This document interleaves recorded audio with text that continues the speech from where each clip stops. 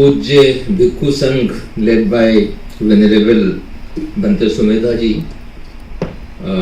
His Excellency Deputy High Commissioner of Sri Lanka to India, Pushp Kumar ji,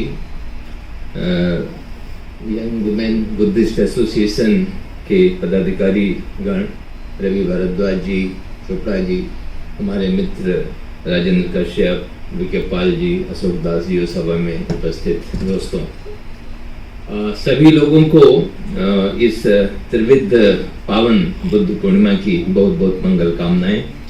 और हम सब लोग वाकई बहुत ही फॉर्चुनेट हैं कि बुद्ध धातु के दर्शन करने का अवसर प्राप्त हुआ है। जैसे हर मुस्लिम भाई के मन में एक आकांक्षा रहती है कि जिंदगी में एक बार उसके पैर मक्का मदीना पहुंच जाएं, वो हज की यात्रा कर ले, वैसे हर क्रिश्चियन के मन में ये रहता है कि एक बार जेरूसलम पहुंच जाएं। दुनिया के हर बुद्धिस्ट के मन में ये पवित्र भावना रहती है कि एक बार जो बुद्ध की धरती है वहाँ पे उसके दर्शन हो जाएं, बुद्ध गया पहुंच जाए या बोध गया, सारनाथ, कुशीनगर, लुम्बिनी, ये जैसे एक एस्टिमेट कहता है कि भारत में हर साल जो 12-13 मिलियन टूरिस्ट आते हैं उसमें करीब 8 मिलियन जो है वो बुद्धिस्ट टूरिस्ट होते हैं। इतना ज्यादा ये लोग भारत की तरफ आदर भाव से देखते हैं और आधी से ज्यादा दुनिया भारत भूमि को अपना गुरु मानती है बुद्ध के कारण, भगवान बुद्ध के कारण। तो इस मौके पर मैं खासकर राजेंद्र कश्यप जी का धन्यवाद देना चाहूँगा कि उन्होंने बताया कि ये आयोजन है। मुझे तो फ्रेंकली पता भी नहीं था, तो फिर मैंने अपने और फ्रेंड्स को इन्फॉर्म किया। मैं जो भी आयोजक है रिक्वेस्ट करूँगा कि इसको जितने लोगों तक हो सके उसको इंफॉर्मेशन जरूर भेजें, फेसबुक के माध्यम से, व्हाट्सएप के माध्यम से, जिससे ज़्यादा से ज़्यादा लोगों को इसका लाभ मिल सके कि इस पवित्र धातु का दर्शन कर सकें। क्योंकि जब आप कोई पवित्र व्यक्ति से मिलते हैं या उसकी पवित्र धातु के दर्शन करते हैं तो आपके मन में कुछ न कुछ संवेग अवश्य जागता है उनकी शिक्षाओं के प्रति, उनके जीवन के प्रति। और बुद्ध जो हम सीखते हैं, जैसे कि हमारे पूर्व वक्ताओं ने कहा, राजेंद्र कश्यप जी ने और आनंद जी ने, कि जो भगवान बुद्ध थे वो उन्होंने जो भी, जैसे तथागत है, तो एक और चीज कही जाती है भगवान बुद्ध के बारे में, यथावादी तथाकारी, यथाकारी तथावादी। उन्होंने वही सिखाया जो उन्होंने खुद अनुभव किया और वही बोला जो खुद पे लागू किया, और जो खुद पे लागू किया वही बोला। उनकी कथनी और करनी में कोई अंतर नहीं था। उन्होंने कभी ये डिफरेंस नहीं रखा कि लौकिक जीवन के लिए तो मेरा ये सिद्धांत है और अलौकिक के लिए कोई दूसरा सिद्धांत है, मेरे लिए ये सिद्धांत है, दूसरों के लिए सिद्धांत है। सारी चीजें जो उन्होंने, जो नियम भिक्खु संघ के लिए बनाए, अपने ऊपर भी उन्होंने लागू किए। तो एक तो भगवान बुद्ध के जीवन से हमें सीख सकते हैं।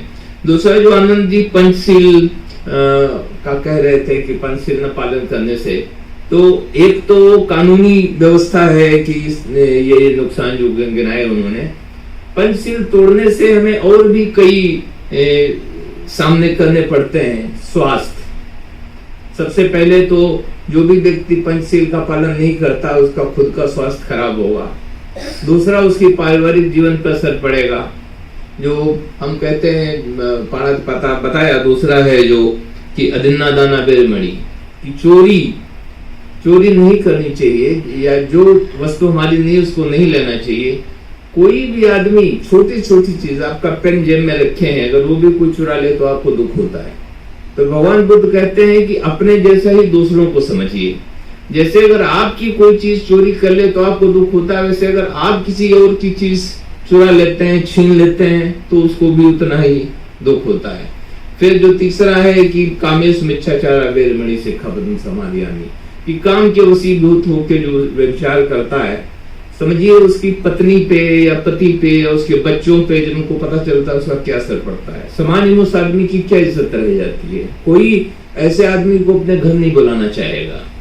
तो और आर्थिक नुकसान जो शराब पीने से होते हैं, तो कहा जाता है कि मतलब जो है हमारे यहाँ जितनी पैसे लोग शराब पे खर्च करते हैं उतना तो शिक्षा और स्वास्थ्य पे भी नहीं करते हैं। तो चौथा से मुसावरा वेरमणि से पदम समाधि में भगवान बुद्ध कहते हैं झूठ नहीं बोलना चाहिए, व्यर्थ नहीं बोलना चाहिए, कड़वा नहीं बोलना चाहिए, चुगली नहीं करनी चाहिए, गासिप नहीं करनी चाहिए। तो जो भी आदमी चुगलखोर है, आपका कितना भी अच्छा दोस्त है, आपने कोई उसको बात गुड फेथ में बताई, उसने जाके कहीं और बता दी, घूम फिर तक आप तक आ ही जाती है, अगली बार से आप उस पर विश्वास नहीं करेंगे। और तो और अदालत भी जो दारू पीने वाला आदमी है, अगर शराबी आदमी तो अदालत उसकी गवाही पे विश्वास नहीं करती है, जो जुआरी है उस पर कोई विश्वास नहीं करता है। तो आर्थिक नुकसान, सामाजिक नुकसान, आपका स्वास्थ्य का नुकसान, और कानून तो खैर अपना काम करेगा ही, जो भी तोड़ेगा तो उसका ये। तो भगवान बुद्ध की जो भी शिक्षाएं हैं वो यहाँ के लिए है, हमारे अपने कल्याण के लिए, हमने अपनी भलाई के लिए हैं। वो कोई लालच नहीं देते हैं कि आपको मरने के बाद में ये मिलेगा वो मिलेगा। भगवान बुद्ध कहते हैं कि आपने जैसे कर्म किए हैं उसका फल कोई नहीं बदल सकता, मैं भी अगर चाहूं तो उसका नहीं बदल सकता। जो भी आपने कर्म किए हैं उसका फल आपको भुगतना ही पड़ेगा। तो अगर आपको अपनी गति सुधारनी है, अपना जीवन सुधारना है, अपने परिवार का जीवन सुधारना है, अपने समाज को आगे ले जाना है, सबसे पहले आपको अपने को बदलना पड़ेगा, सबसे पहले आपको अपने को सुधारना पड़ेगा। राजन कश्यप जी कहते थे धम्मपद की पहली गाथा ये है, मनोपबंगमा धम्मा मनो सत्या मनोमया, mind is supreme, mind precedes all phenomena. उसी को संत कबीर कहते हैं कि मन ही पूजा मन ही दुख। और सभी संत यही कहते हैं कि सबसे पहले अपने मन को जीतो, लेकिन ये कोई नहीं बताता मन को जीतो कैसे, मन पे काबू करो कैसे। भगवान बुद्ध ने रास्ता बताया कि मन को ऐसे काबू में पाया जा सकता है ध्यान के माध्यम से, जिसमें एक उसकी शाखा विपश्यना की भी है। विपश्यना मेडिटेशन के माध्यम से आप उस पर काफी प्रोग्रेस कर सकते हैं। अनफॉर्चुनेट पार्ट ये है कि ज्यादातर हम लोग दूसरों को शिक्षा देते हैं लेकिन खुद पे लागू नहीं करते हैं। कल मैं एक प्रोग्राम में गया तो वहाँ के आयोजकों ने मुझे वहाँ जो विपश्यना सेंटर बनाया है वो दिखाया।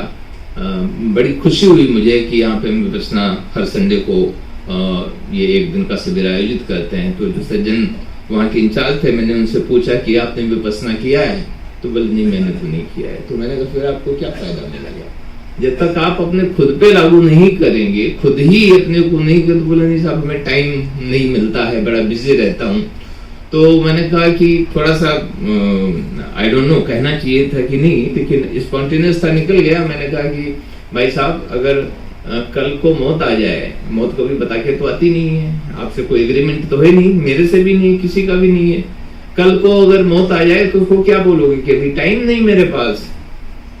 तो भगवान बुद्ध को जब वो सोचते हैं, उनके मन में चल रहा होता है कि मतलब जो है प्रवृत्ति लेने की, तो उनके जो दाई हैं वो समझाते हैं कि नहीं अभी तो तुम जवान हो, अभी ये करो, अभी ऐश करो, अभी ऐश्वर्य भोग करो, बाद में बन जाना, बाद में संन्यास ले लेना। तो भगवान बुद्ध कहते हैं कि आप इसकी गारंटी देते हैं कि मैं तब तक जीवित रहूंगा। संत कबीर उसी को कहते हैं कि जिस पानी का बुलबुला तस्मान उसकी जाती।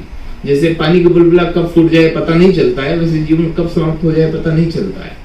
तो टाइम निकाल के आदमी कितना भी बिजी है, अगर आप अपने लिए टाइम नहीं निकाल सकते तो आप समाज के लिए या दुनिया के लिए क्या करेंगे। और जो वायलेंस की बात कही अपना कश्यप साहब ने, तो भगवान बुद्ध कहते हैं कि युद्ध किसी भी समस्या का समाधान नहीं है। War is no solution for any problem. Conflict से कोई कभी समस्या दुनिया में आज तक सॉल्व नहीं हुई है। कितनी भी बड़ी समस्या अगर युद्ध भी हो जाते हैं तो फिर युद्ध के बाद भी बातचीत के ही थ्रू समझौता होता है।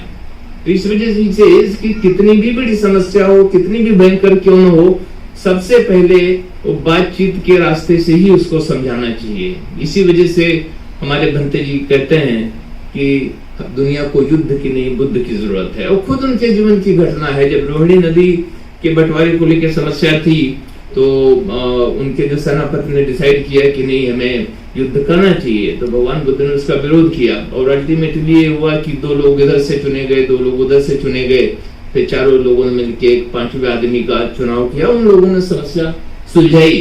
तो उन्होंने खुद अपने टाइम में करके दिखाया कि बातचीत के जरिए बड़ी से बड़ी समस्या सॉल्व हो सकती है। तो कॉन्फ्लिक्ट मैनेजमेंट आज जो दुनिया में जिसकी सबसे ज्यादा जरूरत है, वो कॉन्फ्लिक्ट मैनेजमेंट का सबसे बेस्ट तरीका है भगवान बुद्ध की शिक्षाओं पे चलने का। तो मैं अनशेड्यूल्ड स्पीकर हूँ यहाँ पे, इस वजह से ज्यादा टाइम नहीं लूंगा। आप आयोजक ने मौका दिया, राजकुमार जी आके खड़े हो गए हैं। Thank you so much.